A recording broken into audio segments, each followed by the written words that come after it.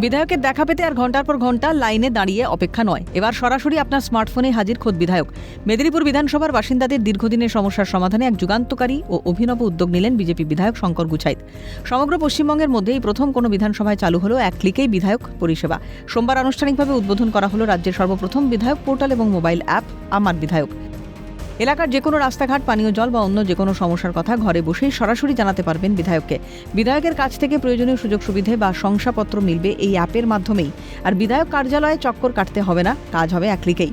মেদিনীপুরের মানুষের সুখ দুঃখে সবসময় পাশে থাকাই আমার লক্ষ্য বললেন বিধায়ক।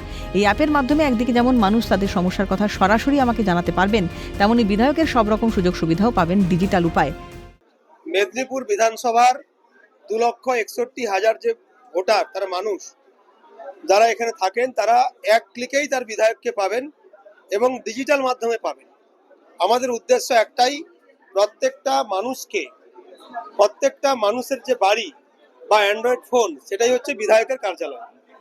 এবং তিনি যে কোনো ব্যাপারে একদম সমাজের যিনি পিছিয়ে পড়া এবং শেষ পর্যায়ে থাকেন, তিনিও তার বিধায়ককে হাতের কাছে পাবেন, হাতের মুঠোয় পাবেন। সেই জন্য আমার বিধায়ক মেদিনীপুর এইটা ক্লিক করলেই গুগলে বা অ্যাপসে বা প্লে স্টোরে তারা আমার বিধায়ক মেদিনীপুর মারলেই তারা ওই ওয়েবসাইটে প্রবেশ করবেন বা অ্যাপসে প্রবেশ করবেন।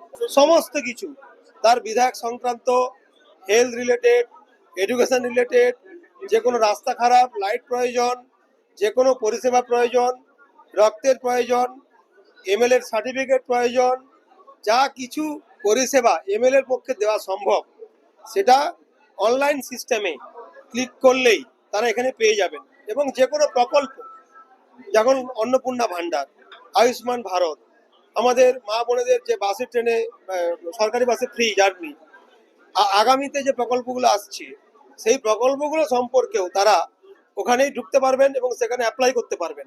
যে কোনো মানুষ তার বিধানসভাকে কেমন করে চাইছেন, আগামীতে কি তার সাজেশন আছে, এই কোন কাজটা করলে আরো ভালো হবে, ইত্যাদি ইত্যাদিও এখানে করতে পারবেন। জনপরিষেবাকে সাধারণ মানুষের দোরগোড়ায় পৌঁছে দিতে মেদিনীপুরের এই ডিজিটাল মডেল এখন গোটা রাজ্যে চর্চার কেন্দ্রবিন্দু। পশ্চিম মেদিনীপুর থেকে অভিষেক চক্রবর্তীর রিপোর্ট, ক্যালকাটা নিউজ।